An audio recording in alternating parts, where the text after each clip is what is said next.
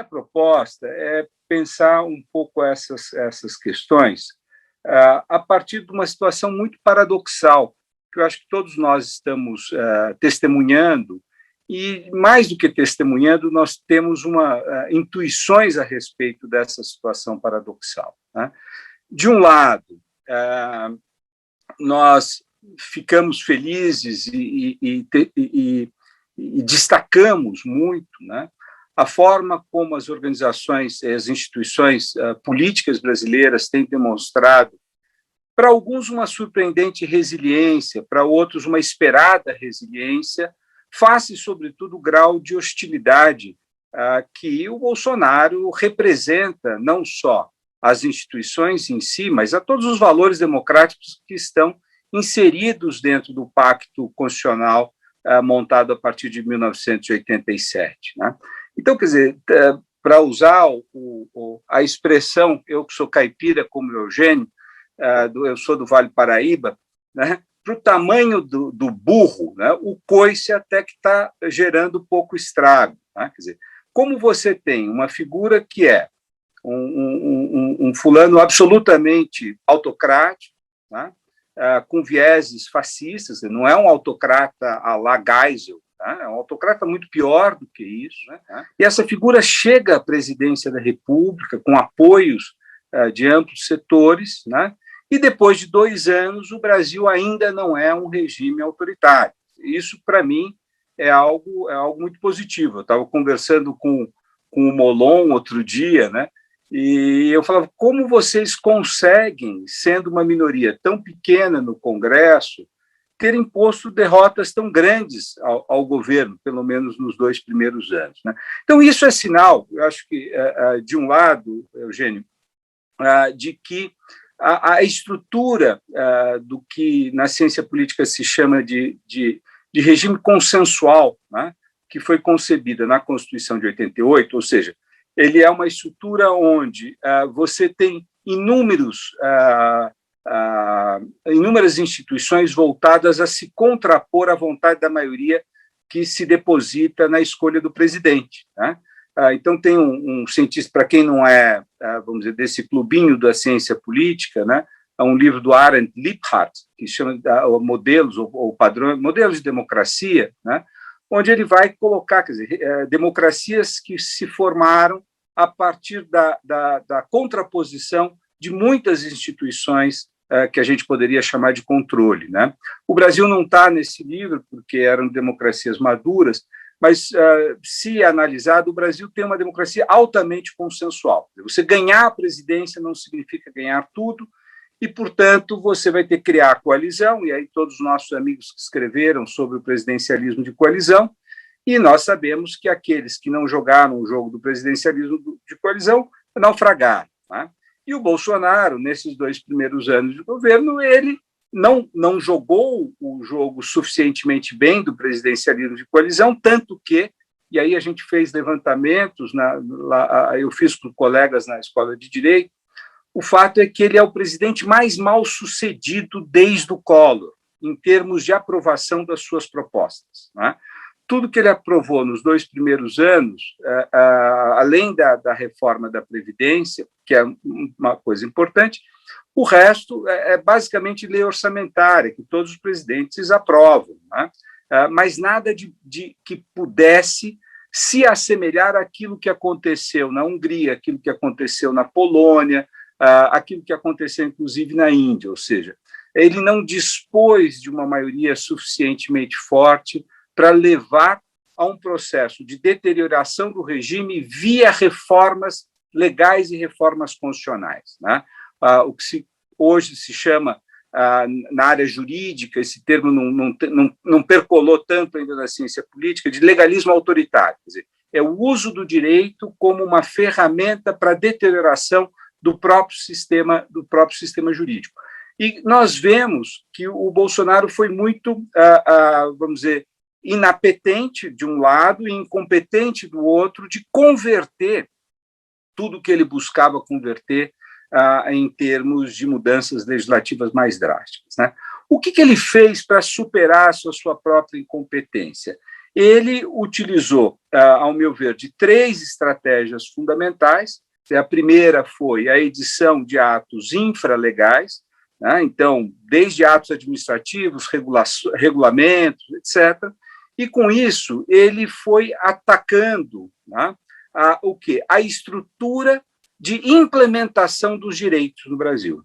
Tá? E, evidentemente, onde isso fica mais evidente, desculpem, é na área ambiental, na área cultural. Né? Nós fizemos também, eu posso partilhar com vocês, um balanço bem preciso, né, de todas as medidas que ele fez. Mas o Bolsonaro, ele publica quase 2 vezes mais decretos do que os presidentes que o antecederam. Então, ele tem um grau de insuficiência legislativa muito alta, né? Ele é muito fraco legislativamente, e ele tem um grau de produção normativa pelo direito administrativo muito alto. Né? Mesmo, quer dizer, as medidas provisórias, que sempre salvaram a incapacidade de presidente se impor sobre o Congresso, ele é de muito baixa efetividade. Né? Então, a primeira coisa é essa sensação. Ele tem um governo que é distinto, porque ele usa dessa ferramenta para superar a sua própria ineficiência. Além disso, quer dizer, ele também, o que é comum em todos os governos, ele procurou habitar ou ocupar as instituições. Né? O que é mais drástico é que essa ocupação se dá, sobretudo, por pessoas que têm posições contrapostas às missões legais dessas instituições. Ele vai chamar um antiambientalista para ser o ministro do Meio Ambiente e todas as instituições que estão, vamos dizer, na implementação, quer dizer, como a Constituição ela articula uma agenda muito grande de direitos, ela tem agências de implementação dessa agenda muito grande. E o que o Bolsonaro fez foi, basicamente, mudar um pouco a conformação desses órgãos e ocupar esses órgãos com pessoas voltadas à sua inviabilização enquanto instância de implementação de direitos. E depois ele tem uma estratégia que nós chamamos de parainstitucional, ou seja, quase como Jânio, né, que usava dos bilhetinhos para dar ordens que passam à margem da possibilidade de escrutínio legal. Né? Como é que você afere a legalidade de um bilhetinho que ele manda para o chefe da guarda? Né? O Bolsonaro faz isso para o Twitter. Então, quer dizer, ele não só muda a configuração do IBAMA, nomeia uma pessoa que é contraposta à função fundamental do IBAMA, como ele dá ordens por Twitter ou dá ordens por outras maneiras que essa pessoa deixa de cumprir a sua função fundamental de preservar a floresta, por exemplo. Né? Então, veja, você tem aí uma resistência institucional por parte do Congresso, mas você tem uma superação dessa resistência que não gera uma mudança da Constituição. Nós tivemos uma emenda relevante à Constituição, não gera uma mudança da lei, nós tivemos uma lei fundamental que destrua a democracia, mas você tem um processo que é mais claro de erosão das instituições responsáveis pela implementação das políticas, e grande parte de políticas de natureza de raiz constitucional. Né? Você vai ter o que nós vimos na área da saúde, mas especialmente na área de meio ambiente, na área de segurança, que começa a ver essa mudança muito forte também no que diz respeito à Polícia Federal. Tá? Então, acho que esse é um primeiro dado. Né? Outro dado é também eu que acompanho o Supremo há muitos anos, né, sempre fui um crítico sincero e honesto ao Supremo, mas desde 2007, né, eu escrevi um artigo chamado Supremocracia, que eu falo, olha, isso aí não vai ficar bem, porque o Supremo está exercendo uma quantidade bastante exacerbada de autoridade, e essa autoridade vai desgastando o seu capital de autoridade judicial. Né? Porque, como diz um amigo meu, ele julga de alfinete a foguete, tudo passa pelo Supremo, e não há um dia que nós não leiamos os jornais onde não tenham várias manchetes onde o Supremo Tribunal Federal está tomando decisão sobre uma série de questões. E, evidentemente, isso tem um custo. Tá?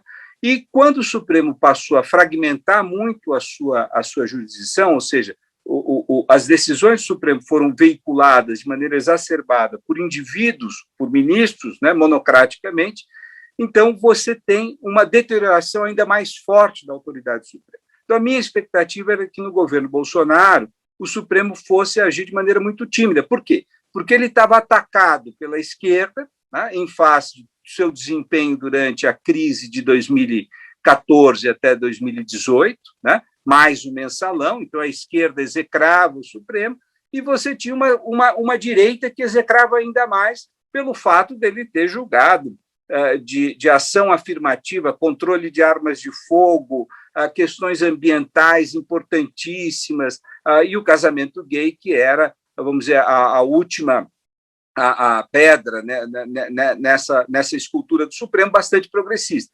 Então, o Supremo via-se um pouco constrangido entre a direita e a esquerda, e, ao meu ver, ele ia ter muita dificuldade de reagir a um governo populista que o atacaria de maneira muito clara. E uma das formas que o Supremo tem de fazer quando ele é muito atacado é ser o que a gente chama da linguagem jurídica deferente. Ele fala, isso não é problema meu, isso é problema do Congresso, e ele ia jogando. E, de fato, isso aconteceu nos primeiros 11 meses do governo Bolsonaro. O Supremo foi bastante deferente, mas alguns elementos mudaram nesse jogo, né? Sejam os ataques da extrema-direita ao Supremo, que gerou, em março de 2020, o inquérito para estudar fake news e os ataques ao Supremo, né? Inquérito bastante polêmico do ponto de vista jurídico, no primeiro momento, né?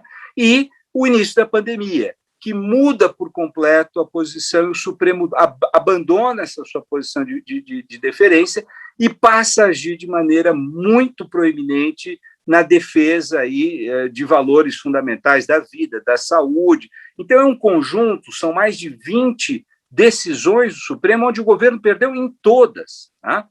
Depois, a questão indígena, onde o governo perdeu em todas. Né? A questão do desarmamento ainda está um pouco, vamos dizer, mal decidida, né? Mas provavelmente o governo também perderá. Então, de um lado, nós nos entusiasmamos. Puxa, o sistema que é feito para proteger a democracia está funcionando, e apesar de um cara tão vândalo institucionalmente, o sistema está segurando. E os militares, aí tem gente bem mais entendida do que eu aqui de militares, os militares, embora flertem, estejam presentes, etc., não respaldam uma mudança de regime. Né? Então, para quem esperava que o regime se deteriorasse de uma maneira muito mais rápida, há aí algo de positivo. E aí eu passo, quer dizer, para o meu paradoxo. Quer dizer, se nós ficamos felizes com isso e achamos que isso é positivo, isso é sinal de uma certa maturidade institucional, nós temos, por um outro lado, uma percepção muito clara da erosão do Estado de Direito que vai se dando ao longo, na medida em que os meses passam e o Bolsonaro vai se ocupando, de um lado, das instituições federais, tá? E a Polícia Federal já tem dado sinais muito claros de uma mudança, vamos dizer, de sinal, a forma como ela está agindo, né? Mas também o modo como as polícias estaduais, que nunca foram leais, São Paulo foi variando entre governadores que foram aliados da Polícia Militar e governadores que foram reféns da Polícia Militar. Né? A começar do governo Montoro, que em várias circunstâncias foi refém da Polícia Militar, assim como o governo Covas foi extremamente refém da Polícia Militar. Então, essa força, vamos dizer, não de estabilização social, mas de ordem, que existem nos estados, que nunca tiveram fidelidade aos governadores, mas tiveram relações instrumentais com cada um deles, né? Elas se veem muito animadas também nessa nova linha de alinhamento com o governo federal, colocando muito em risco a própria estabilidade dentro dos estados. Né? Então, veja, você assiste um processo muito rápido de deterioração de políticas públicas ligadas a direitos, né? Então, a política indigenista, a política ambiental, a política educacional, a saúde, eu acho que a gente tem que tratar com um capítulo à parte, dado o grau de caos que a pandemia traz, e o modo como também tem havido a tensão, mas as outras políticas vão se deteriorando de uma maneira muito rápida, e no caso de segurança pública, embora ele não tenha competência sobre parte dessa política, porque ela pertence aos estados, cria-se um alinhamento muito claro entre as polícias e as lógicas que dominam o bolsonarismo. Né? Uma coisa que gente como meus professores, o Sérgio Adorno, o Paulo Sérgio, já falavam, né? E acho que isso é uma grande sacada que eles tiveram lá no início dos anos, final dos anos 80, início dos anos 90, era de que o fim do regime autoritário não coincidiria com o início do Estado de Direito. Né? Quer dizer, então, nós poderíamos estar vivendo um regime democrático sem necessariamente que houvesse consolidação do Estado de Direito. Né? Isso depois muita gente foi se dar conta, o próprio Eudônio foi se dar conta disso. Né?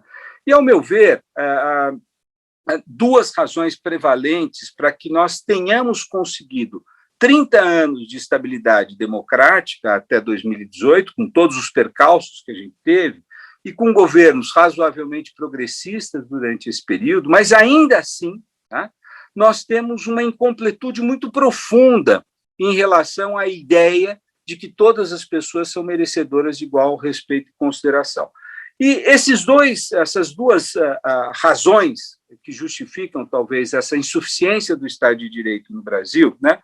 A primeira delas, mais estrutural, e eu acho que essa é a grande explicação, é o fato de que nós vivemos um padrão de desigualdade, assim como a África do Sul, assim como a Colômbia, assim como o México, né?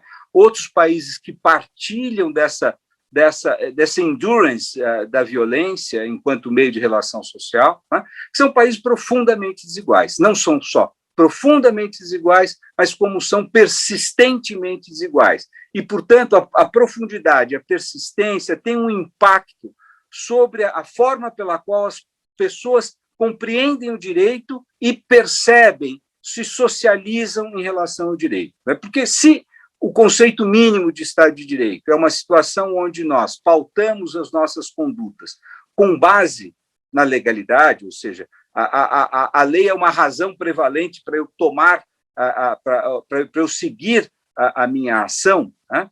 Quando eu percebo que a lei não se aplica a mim sistematicamente, né, seja porque eu me tornei invisível e não sou protegido pela lei, seja porque eu me encontro numa posição de tanto poder que a lei não me toca e, portanto, eu tenho uma relação de impunidade em relação à lei, o Estado de Direito não funciona. A partir de um certo padrão de desigualdade, o índice de homicídio sobe muito nos países, o índice de corrupção sobe muito, ou seja, a desigualdade, quando ela é profunda e persistente, ela dificulta com que a percepção de que a lei vale para todos em igual medida se realize. Né? Eu acho que esse é um problema central, não só do Brasil, é um problema central de muitos países, inclusive dos Estados Unidos, em outra medida, né? Mas entre os países desenvolvidos, certamente é aquele que tem o pior padrão de aplicação da lei.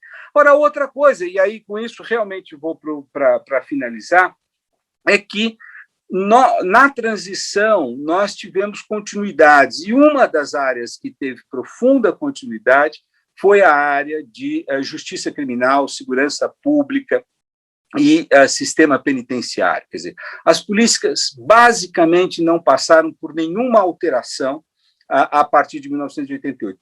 Todo o resto passou por algum tipo de modernização.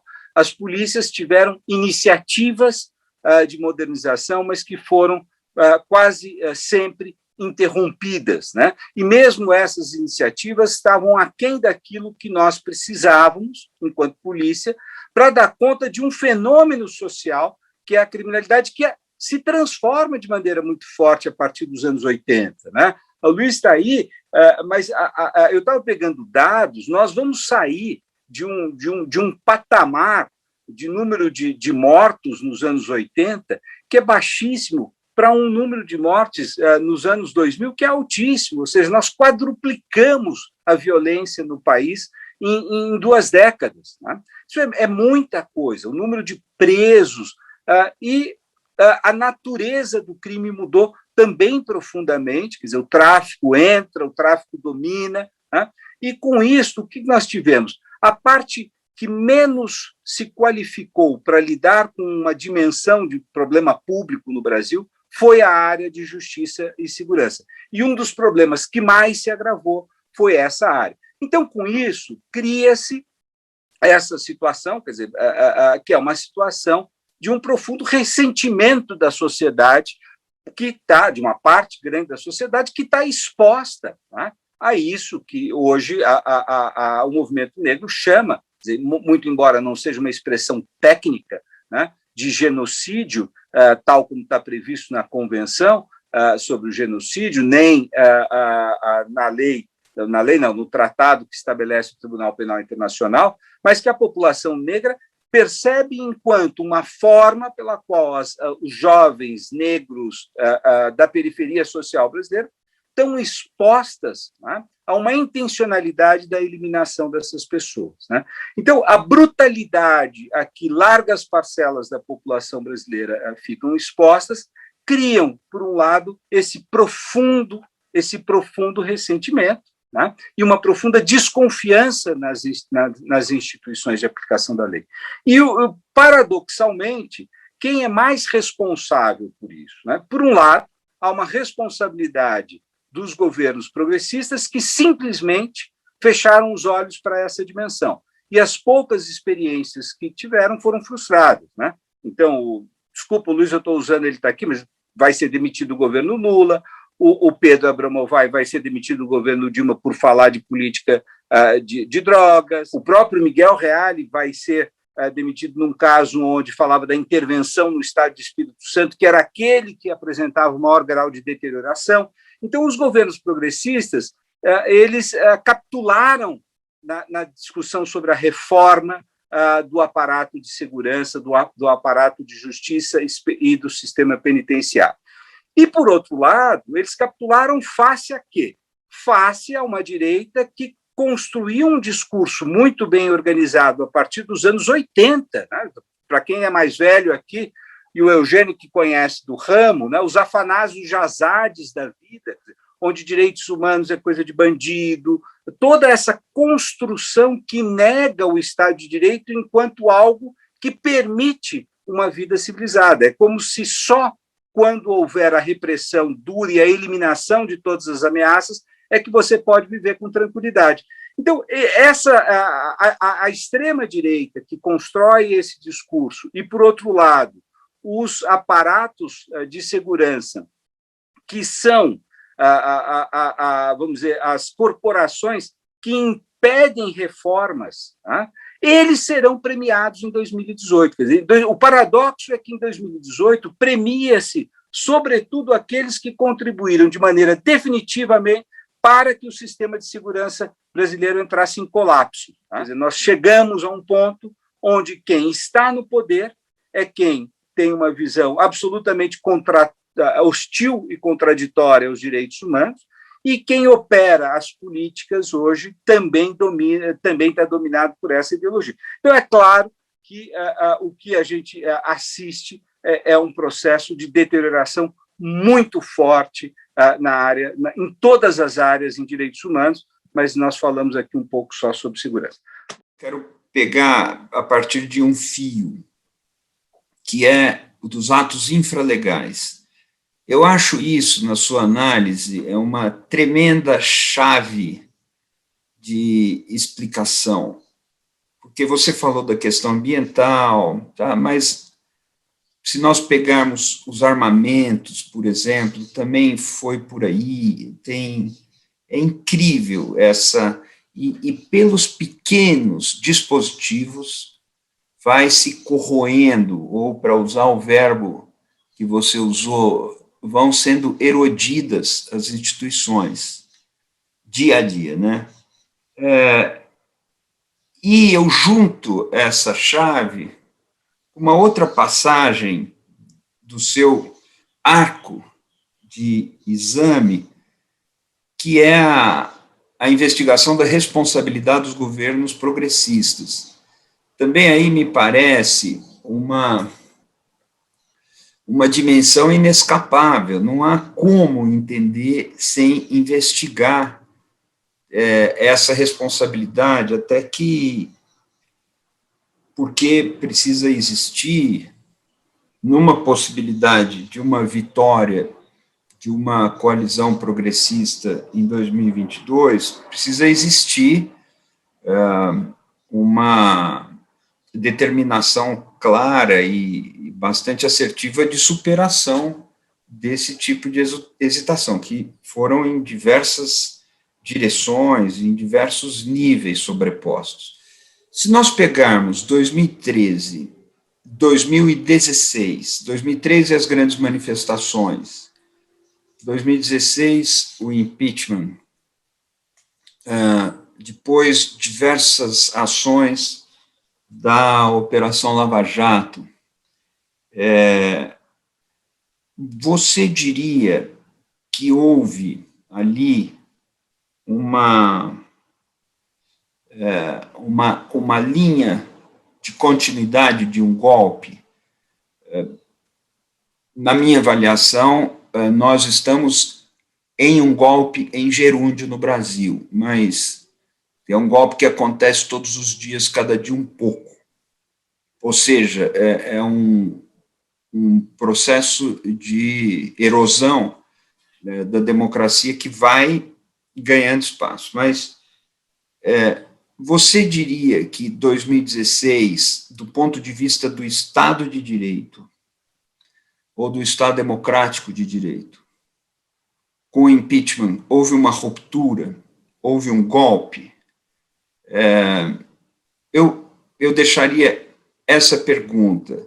Na sua opinião, a caracterização de golpe para o impeachment da Dilma é rigorosamente, teoricamente, juridicamente, formalmente adequada, ou se não, ela é politicamente justificada, ou ela dificulta a compreensão do que vem a ser realmente um golpe contra a democracia? Eu gosto muito de uma questão, como é que a gente define termos políticos? Né? Termos políticos são, por natureza, objeto de disputa. Né? Qualquer termo político. A Alemanha Oriental se chamava, né, a Alemanha democrática, né? Ela disputava quem era democrático com a Alemanha Ocidental, que não tinha democrática no seu nome. E nenhum de nós teria dúvida de que preferiria viver na Alemanha Ocidental, apesar de não ser democrática, e a outra é que era. Né? Enfim, veja, eu acho que nós precisamos tomar um cuidado de não cair em definições estipulativas. Né? Quer dizer, eu estipulo o que significa e, portanto, aí a palavra serve para qualquer coisa. Então, vamos lá. Eu acho que a questão do golpe, o sentido de golpe que nós normalmente utilizamos era no sentido de uma ruptura da ordem constitucional, pelo qual, pela força, você derruba aquele que foi legitimamente apontado. Né? Eu acho que o caso da Dilma é um caso muito mais complicado do que isso. Quer dizer, veja, você teve um impeachment, e é horroroso, nós assistimos e fomos contra o impeachment da Dilma, eu fui, você foi, enfim, todos nós. Agora, o fato é que, para você conseguir um impeachment de uma pessoa, você precisa que ela não tenha 1/3 da Câmara e do Senado, né? E já no impeachment do Collor, e eu sempre acho que fui até... Hoje um pouco me arrependo disso, mas a teoria do impeachment brasileiro foi construída pelo Paulo Brossard, tá? E pelo Supremo, quando julgou o caso do Collor. Não sei se vocês lembram, no caso do Collor, houve uma série de mandados de segurança propostos pelo Collor, e o Supremo recuou. Disse, olha, eu não posso definir qual é o resultado do impeachment, porque esse é um julgamento estritamente político. O Paulo Brossard tinha uma frase que eu gosto muito, que é o seguinte: a Constituição, ela não diz que o Supremo não erra, ela diz que o Supremo é quem tem o direito de errar em último lugar em muitas circunstâncias. Nesta circunstância do impeachment, quem tem direito de errar em último lugar é o Congresso. Né? Então, o Brasil é um país que, infelizmente, por ter tido impeachments, ele construiu uma teoria onde o Congresso vamos dizer, é quase soberano no impeachment. O que o Supremo tem que fazer é simplesmente balizar para que a pessoa tenha o direito de defesa. Então, nesse sentido, Eugênio, eu acho que foi um impeachment cheio de canalices, né? É um golpe do PMDB contra o PT, mas também quem mandou se aliar ao PMDB para fazer aliança. Enfim, você se alia com o Temer, você corre o risco de tomar... Né? Agora, eu não vejo como um golpe, eu acho que foi uma coisa bruta, especialmente em função da presença do Cunha, né? que jogou estrategicamente, mas que político não joga estrategicamente? Então, eu digo assim, foi ruim para a democracia brasileira,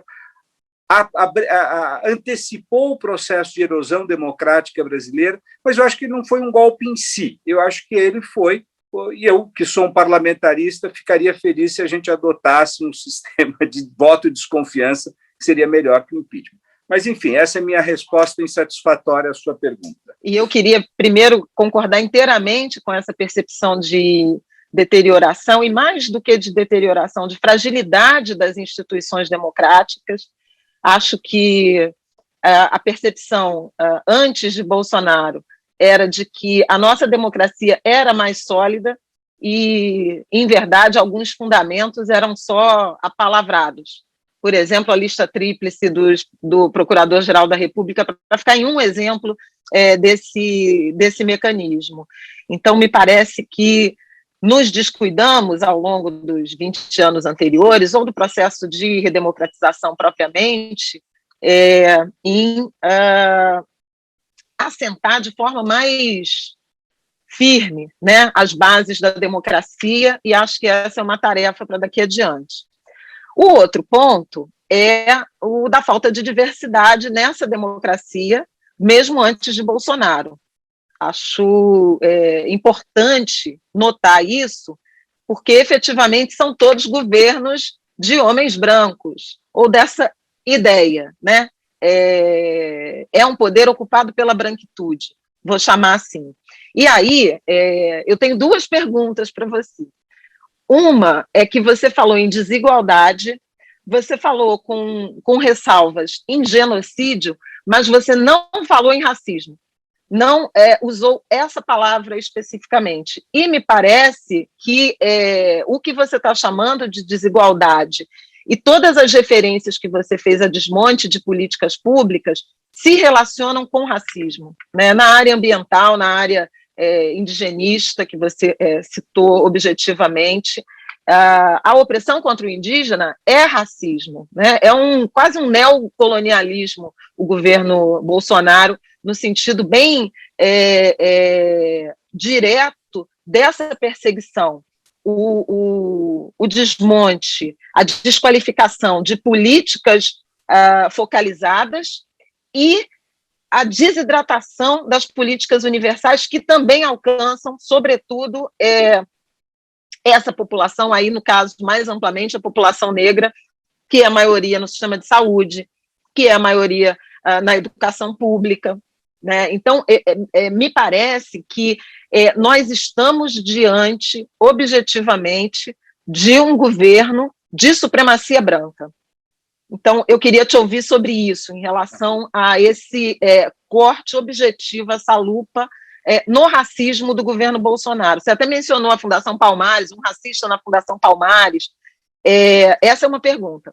A segunda pergunta tem a ver com o Datafolha dessa semana, ela é mais conjuntural. Mas é que, fazendo algumas reflexões em relação à perda de popularidade e aos grupos de insatisfação, me parece que começa a haver uma percepção subjetiva da população em relação a isso. A maior rejeição é entre mulheres, é entre negros, sempre foi, entre mulheres, entre negros, entre jovens, entre estudantes. Jovens e estudantes são praticamente as mesmas pessoas. E uma avaliação muito negativa em relação à condução da pandemia, o que me parece um recado de uma sociedade que se deu conta de que não vai atravessar, que não vai passar por nada disso que a gente está vivendo sem política pública, né? Então, talvez, na verdade, eu queria saber se você acha que faz sentido essa rejeição, ela ser um pouco mais consciente de um desejo de um papel de Estado que essa presidência não cumpre.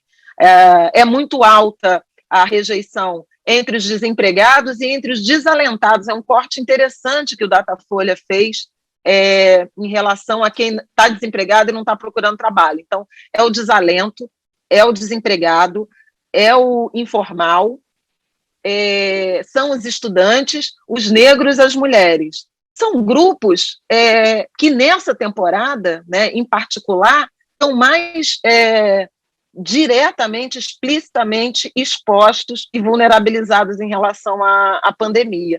Então, queria saber se a gente pode esperar, a partir dessa minha dedução estatística, algum tipo de mudança mesmo no debate político em relação a um papel maior do Estado, das políticas públicas. Duas coisas, né? Então, primeiro, quando eu falo em incompletude, quer dizer, que o fim do regime autoritário não significou o início do Estado de Direito, né, onde a lei passou a valer para todas as pessoas, né, claramente, né, se nós pegarmos todos os dados, não só de mortos pela polícia, como os dados de encarceramento, ou seja, a cadeia do processo criminal, né, o Sérgio Adorno tinha uma pesquisa muito curiosa de como a pessoa, quando ela é flagrada, né, no delito, ela é descrita como negro, né, e na medida em que ela vai no processo criminal, né, no fim do inquérito, depois na denúncia, depois no julgamento, se ela é absolvida branqueada, né, ela deixa de ser negra para ser parda, eventualmente ela vira branca, né, e o oposto ocorre também, quer dizer, a pessoa que é pega e é branca, na medida em que ela vai sendo condenada, ela vai se tornando mais escura, né, na descrição. Então, essa a desigualdade, e se eu não mencionei, quer dizer, eu mencionei porque eu falei das mortes pela polícia, etc., ela se dá, sobretudo, na construção de uma hierarquia perversa da sociedade brasileira, que é de submissão de diversos grupos, especialmente dos negros. Né? Para quem entrou no Carandiru no dia seguinte ao massacre, como eu, era um jovem advogado, eram todos negros, como Jacarezinho. Né? Então, veja, a democracia brasileira, até o evento das leis de cotas, né? Até o evento do ProUni, quando me perguntaram qual foi a coisa mais esplêndida que o governo, que os governos do PT fizeram, eu falei, cotas. Né? Foi o governo que admitiu isso, admitiu que você não tinha outra forma de lutar contra. Então, eu concordo em gênero, número e grau com o que você está falando. Né? Agora, eu acho que tem uma distinção entre o não ter feito o suficiente com o desfazer consciente do governo Bolsonaro. Evidente, o governo Fernando Henrique certamente não era um governo de racistas, ou o governo Lula não era um governo de racistas. Mas o que foi feito era absolutamente insuficiente para lidar com essa dimensão, né, de um regime que não se completará democrático enquanto não enfrentar a dimensão racial. Né? Então, eu estou de pleníssimo acordo com você. E me junto a outros amigos que têm, acho que a mesma percepção, que se há algo de novo no campo de articulação política brasileira, né, algo de novo não, porque é muito antigo, mas algo que tem uma capacidade de desestabilização do pacto político brasileiro, é o movimento negro. Quer dizer, o que aconteceu nesses últimos 2 anos em termos de visibilidade, de construção de espaço, é um negócio impressionante, como foram as feministas dos anos 90. Né? Então, eu acho que a gente tem, quer dizer, nesse mar de desastres que a gente está assistindo, nós temos coisas que não vão retornar atrás. E acho que com mais de 500 anos de atraso, você tem uma imposição, não é um reconhecimento, é uma imposição de que essa é uma questão que não pode ser. E se não levar, nós não iremos sair desse ciclo perverso de desconstrução democrática. Então, isso em relação à pesquisa que você falava, né?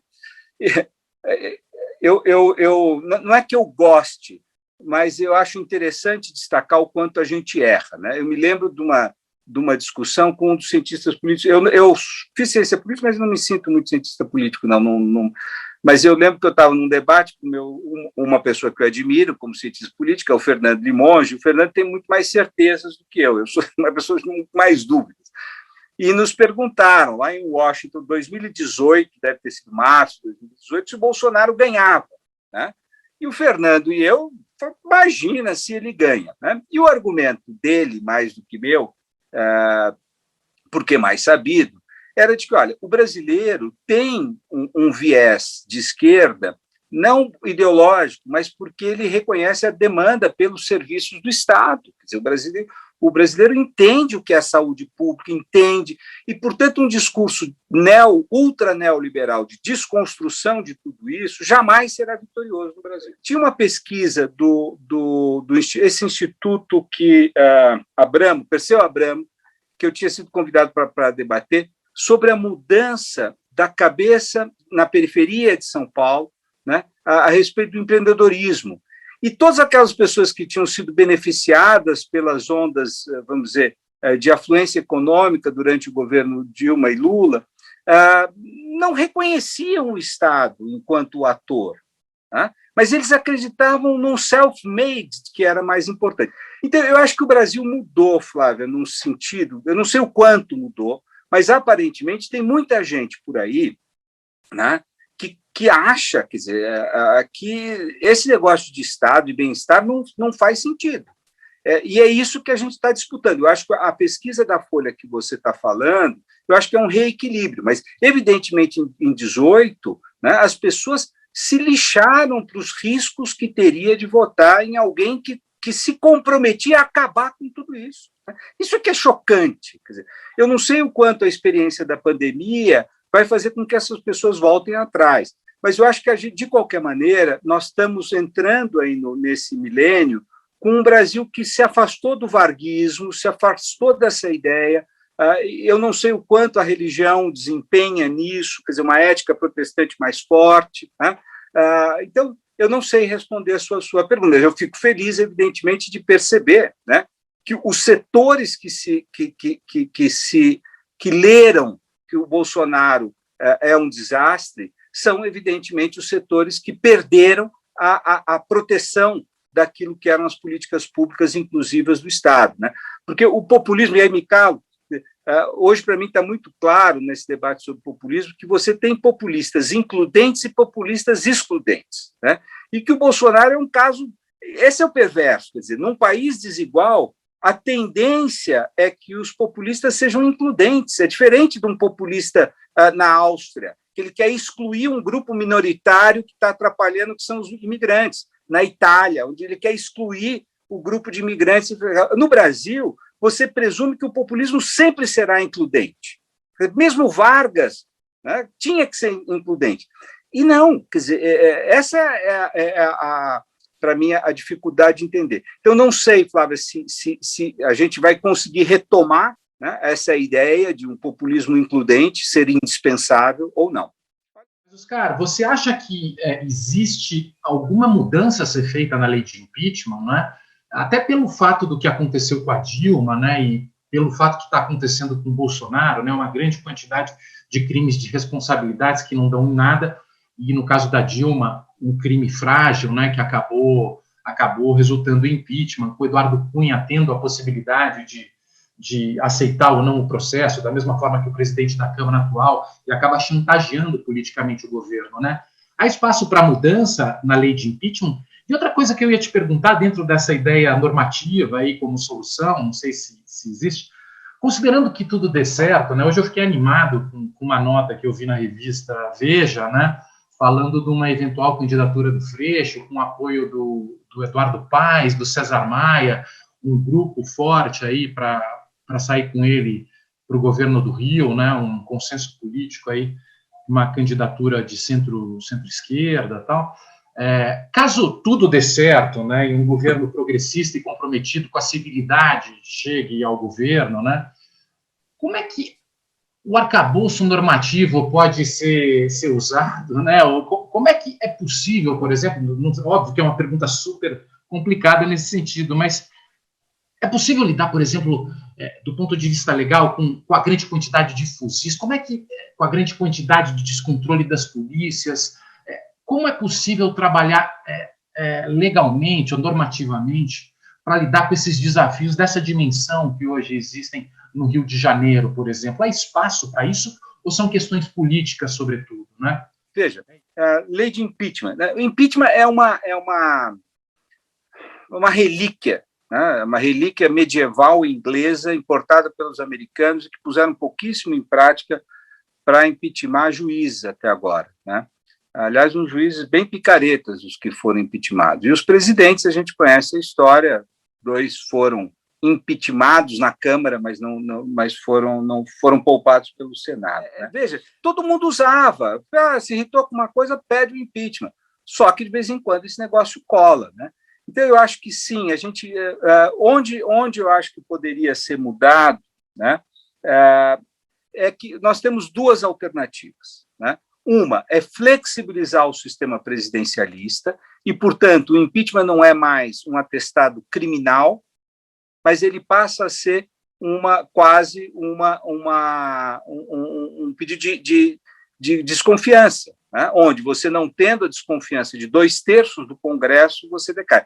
Mas isso é muito complicado se você não transformar o sistema num sistema parlamentarista. Quer dizer, eu que tenho um viés muito parlamentarista, eu acho que o Brasil deveria seguir para um modelo parlamentarista. Dentro dessa estrutura, né, o que a gente pode fazer para mudar o impeachment? Ou talvez fosse criar tipos mais específicos, né? Porque você tem lá a compostura presidencial, né? Quer dizer, a Dilma caiu num artigo que diz respeito a regras orçamentárias, respeitar regras orçamentárias, porque é aberto para burro, todo mundo desrespeita regras orçamentárias. Então, se houvesse uma solução jurídica, eu proporia, vamos alterar os tipos do impeachment para que fossem coisas muito mais graves e estritas que pudessem ser objeto de impeachment. Mas não acredito que essa seja a solução. E sobre a questão muito em debate hoje, que é o papel do presidente da Câmara, né? Veja, o Ibsen Pinheiro agiu da mesma forma que o Eduardo Cunha, que o Maia não agiu, quer dizer, não pôs o impeachment.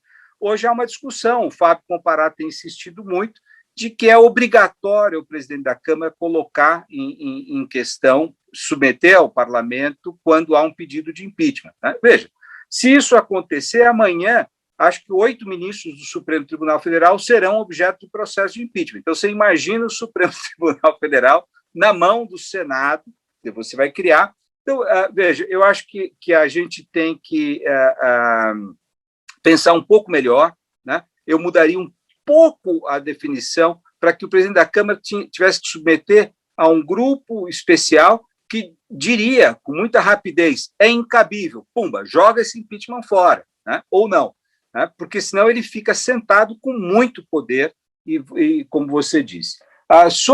Vamos lá, o que acho que realmente é estruturante é isso que você falou no seu segundo ponto, né?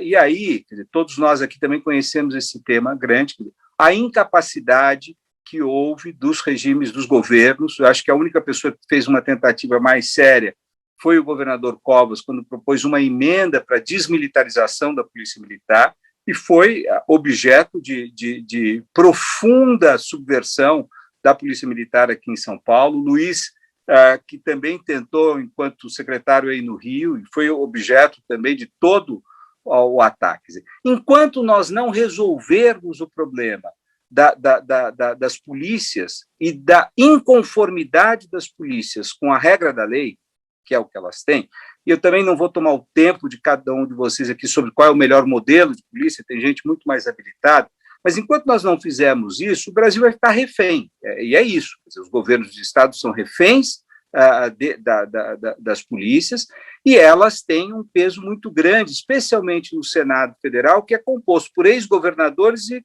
aqueles que almejam ser governadores. E ali é que é a trava a todos os projetos de reforma de polícia. Eu acredito que a gente não fará um projeto de reforma, as polícias não serão reformadas enquanto nós não tivermos uma capacidade de assegurar um mínimo de ordem nos estados. Um pouco do que se queria quando foi criada essa Força Nacional de Segurança pelo Márcio, né?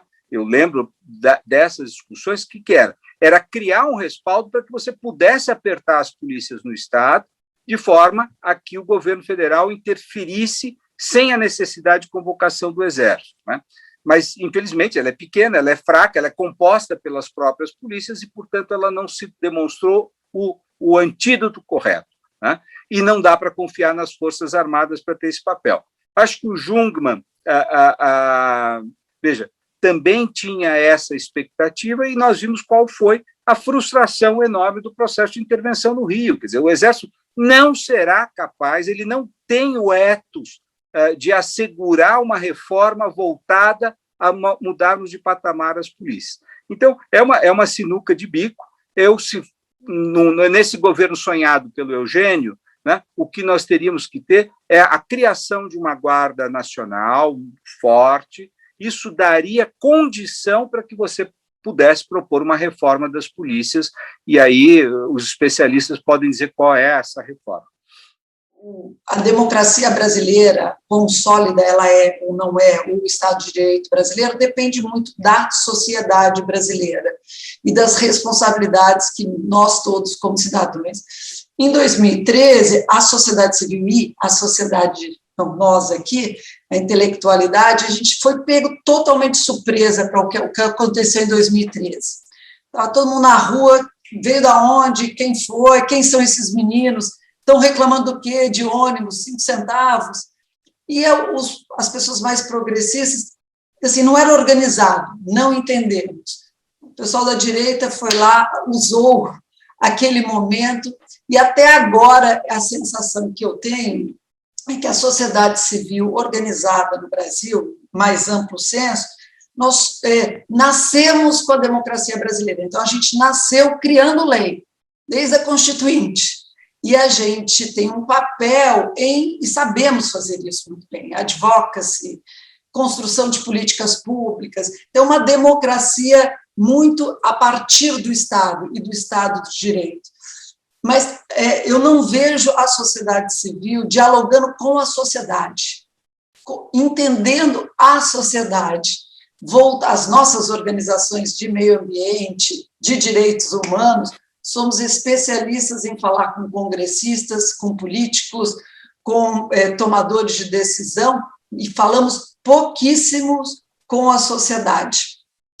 E, assim, impressionante como a gente não consegue se indignar como sociedade. Desmatamento na Amazônia, ninguém na rua. Um monte de garotos negros mortos, agora Jacarezinho, eu fui lá na demonstração essa semana, pouquíssimas pessoas na rua. Essa falta nossa de indignação. Então, a pergunta você acha que a sociedade civil, o que é nós da sociedade civil brasileira, o que a gente tem que mudar para que a democracia brasileira também venha de baixo para cima? Porque a gente está fazendo, ou fala com a elite, e falamos muito bem com a elite, ou a gente foca nos mais vulneráveis dos mais vulneráveis, não? Os negros da favela, os indígenas que estão lá, e a gente talvez tenha esquecido assim, do meião, da classe média baixa, que também sofre por faltas de direito, de cidadania. Então, uma pergunta para você, ver se você tem bola de cristal, o que você sugere para a sociedade civil organizada em ajudar a gente a olhar para a democracia brasileira de uma maneira mais de baixo para cima, dialogar com a sociedade e não só com a política pública e com o Estado de Direito através das leis. Está vendo? São décadas de conversa e eu acho que eu nunca vi um diagnóstico tão claro do desafio da sociedade civil. Obrigado. Já me valeu o dia, porque você colocou de uma forma muito clara uma coisa que eu acho que eu tenho essa percepção, mas nunca consegui formular com essa clareza que você tem. Quer dizer, nós surgimos como sociedade civil moderna de uma maneira muito crítica ao Estado autoritário, né? E nós aprendemos e ajudamos a conceber o Estado democrático. Portanto, nos sentimos confortáveis em diálogo com esse Estado democrático.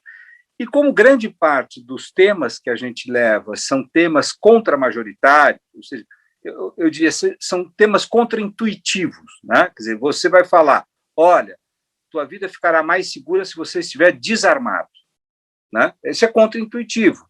Se você bater em bandido, torturar bandido, o crime fica mais forte, né? são todas coisas contraintuitivas. A sociedade civil, evidentemente, ela tem valor porque ela é capaz de usar uma lente que detecta as injustiças, que detecta como os grupos mais vulneráveis têm a injustiça sobre eles aplacada, né? Mas são temas sempre difíceis de serem levados a cabo, né? Você vê que mesmo no governo Dilma, né, que a gente acompanhou tão de perto, ela tratava o meio ambiente como um obstáculo. E é intuitivo que, se eu quero gerar energia, se eu quero fazer tantas coisas boas e produtivas, e o meio ambiente me atrapalha, que eu devo destruir o meio ambiente. Quer dizer, então, grande parte dos nossos temas são contraintuitivos. E o que nós nos confortamos? Eu estou concordando integralmente com a sua análise. Nos confortamos a racionalmente explicar isso para outras pessoas racionais que estavam no poder, seja o poder político, seja o poder econômico. E fomos navegando, fomos segurando. Eu vou pegar 2 temas só: a redução de idade penal e pena de morte. Eu participei de 10 contra-campanhas sobre redução de idade penal. De 10 contra-campanhas. E nós conseguimos convencer o governo de que, embora 90% da população seja a favor da redução da idade penal, que ele não reduziria. Ora, chega uma hora que rompe a corda. Vai chegar um presidente e vai falar: estou pouco me lixando para isso, e pumba, aí nós perdemos. Então, eu acho que você tem toda a razão de que nós, como sociedade civil, temos que nos reprojetar para ganhar densidade social. Tá? Eu acho que você tem toda a razão. E olha, Ana, se um momento na minha vida eu tive uma percepção de outra coisa que é assemelhada ao que você falou, foi na campanha de desarmamento, né? Quando estava todo mundo entusiasmado de que a gente ia ter o plebiscito, etc., eu falei: isso não vai sair bem. Por quê? Porque o tema é contraintuitivo. A gente não vai conseguir explicar. E a direita capturou e soube fazer uma campanha demonstrando que as pessoas tinham direito à vida e à liberdade. Eles capturaram a linguagem de direito. Foi ali, pela primeira vez, que eu vi a direita brasileira sair das covas, né, e assumir uma posição legítima no debate público. Eles assumiram a posição de quem defendia direitos, e nós estávamos numa outra posição, mais frágil, né? Então, eu acho que se a gente não aprender com essa surra que a gente tomou lá no plebiscito, a gente não aprendeu, né? E com a outra surra que a gente está tomando agora, de que ou a sociedade civil é capaz de convencer as pessoas, não só as elites intelectuais e econômicas, nós teremos pouco futuro nesse país. Sim. Mas legal, acho que isso pode servir como pano como plano. De fazer uma pergunta a respeito dessa nossa ADPF 635, Jacarezinho, etc. Eu concordo integralmente com a análise histórica que você faz, Oscar. A nossa transição foi incompleta, e mais que isso, né, durante a negociação que culminaria com a promulgação da Carta 88, os representantes do antigo regime ainda tinham força, deixariam de tê-la durante décadas e agora a retomam em parte. Enfim, a correlação de forças acabou viabilizando a imposição de uma espécie de reserva estratégica que preservou as estruturas institucionais da segurança pública, das mudanças ensejadas pelo processo de democratização. E nós vimos, portanto, a construção do que eu chamo enclave institucional, que é refratário à Constituição, direitos humanos, etc., e à autoridade civil política republicana. Eu costumo dizer que os governadores, de fato, houve os que tentaram, os que não, mas não comandaram as polícias, efetivamente. E isso foi possível, esse enclave, porque o Ministério Público não cumpriu sua missão constitucional e a Justiça abençoou esse entendimento, esse convívio com o inabordável, o inassimilável, esse convívio contraditório que é responsável pelo genocídio de jovens negros e jovens pobres, quaisquer que sejam os significados que se atribuam a essa categoria. De qualquer forma, ela tem a força, a capacidade de mobilizar, de iluminar a tragédia que está diante de nós e sua naturalização. Então, acho que cumpriu um papel. E a minha pergunta é a seguinte: qual você acha que poderia ser a resposta mais radical, mais severa do Supremo nesse caso? Porque o que aconteceu no Jacarezinho, além das mortes todas, dos assassinatos perpetrados, do massacre do banho de sangue, foi uma afronta ao Supremo. Não é?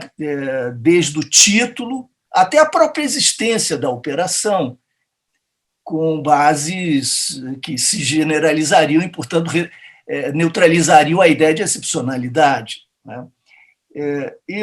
Me parece que se poderia considerar, eu não sei juridicamente, você é que sabe, que a própria existência da operação, independentemente do seu exercício, do modo de sua execução, já constituiria uma transgressão à determinação do Pleno do Supremo, e, portanto, uma transgressão, e que não seria despropositado imaginar uma atitude forte do Supremo. Não estou dizendo que vai acontecer, nem que seja politicamente viável, mas da determinação do afastamento dos chefes da Polícia Civil do Rio, a criação de uma comissão com representantes das favelas e do judiciário, etc., com convocação do Ministério Público para cumprir efetivamente o seu papel, etc.